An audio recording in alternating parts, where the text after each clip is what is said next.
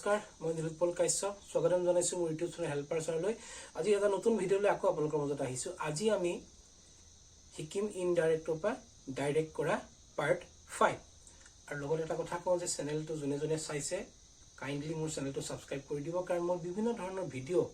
গানৰ লগত জড়িত ইংৰাজী বিষয়ৰ বিভিন্ন ভিডিঅ দি আছো গতিকে আগলৈ যদি ভিডিঅ'কেইটা চাব পাৰিব সেইকাৰণে চেনেলটো সাবস্ক্ৰাইব কৰি দিব লগতে কাষত থকা বেল আইকনটো বজাই দিব আজি আমি আলোচনা কৰিম এই বাক্যকিটা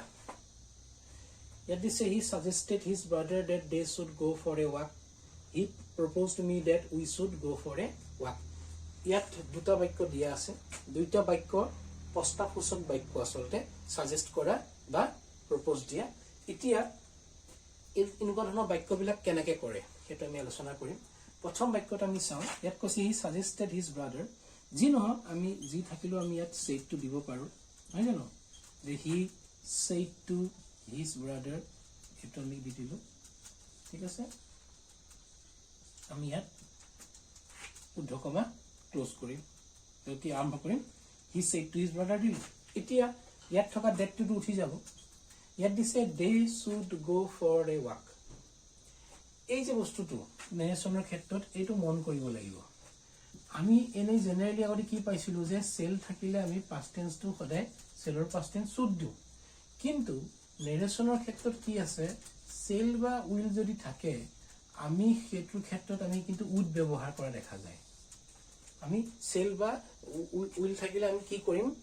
যদি আমি উদ্ধকমাৰ বাহিৰত ভাৰ্বটো পাস্ট টেন্সত পাও তেতিয়াহলে আমি তাত সেলৰ ঠাইত শুড দিব নোৱাৰো উড দিব লাগে কি হয় কাৰণে যে ইয়াত শুড আছে আৰু ইয়াত সাজেস্টেড আছে বা প্ৰপোজড আছে তেতিয়া আমি ইয়াত কি ইউজ কৰিব লাগে আমি ইয়াত ইউজ কৰিব লাগে লেটাস এটা প্ৰস্তাৱসূচক বাক্য গতিকে কি বহিব he said to his brother let us go for a walk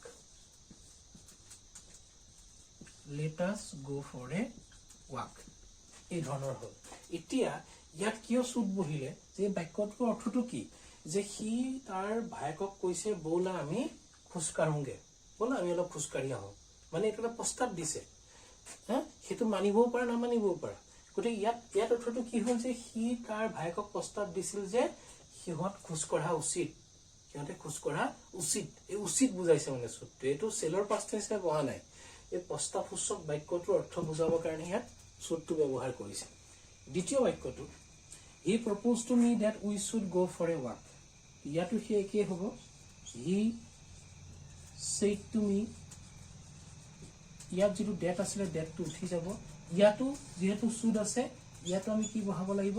let us বহাব লাগিব let us go out for a walk হ'ব ইয়াতো let us go out for a walk কিন্তু কথাটো হ'ল কি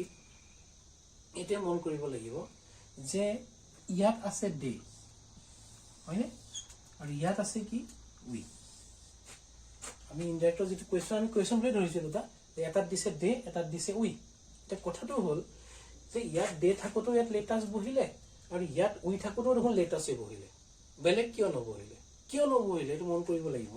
যে ইয়াত যে উই আছে উইটো কিয় বহিছে যে হি কাক কৈছে কথাটো মুক কৈছে তাৰমানে এই কথাষাৰ কাৰ মাজত হৈছে মোৰ আৰু তাৰ মাজত যেহেতু হৈছে এটো কি বহিছে উই কাৰণ আমি হ'বলৈ হলে মই থাকিবই লাগিব মই থাকিলেহে আমি হ'ম আৰু নেক্সটটো কি হৈছে হি আৰু তাৰ ভাইকৰ মাজত হৈছে কথা বতৰা গতিকে হি আৰু তাৰ ভাইক মিলি পেলাই কি হ'ব দে হ'ব তাৰমানে হি আৰু তাৰ ভাইক মিলি পেলাই দে হ'ব কিন্তু দুইটাই হি তাৰ ভাইকক কওঁতেও কি বুলি ক'ব ব'লা আমি ফুৰি আহোঁ হি মোক কওঁতেও কি বুলি ক'ব ব'লা আমি ফুৰি আহোঁ হয়নে একেটা বাক্যই ক'ব কিয় হি তাৰ ভাইকক কি বুলি ক'ব ব'লা আমি ফুৰি আহোঁ সি যদি মোকো কয় সেইটো খাৰ বাক্য কি বুলি ক'ব ব'লা আমি দুটা ফুৰি আহোঁ হয়নে গতিকে ইয়াত লেটাসে থাকিব কিন্তু সি আৰু তাৰ ভাইক আছে কাৰণে ইয়াত দে হ'ল সি আৰু মই আছো কাৰণে ইয়াত উই হ'ল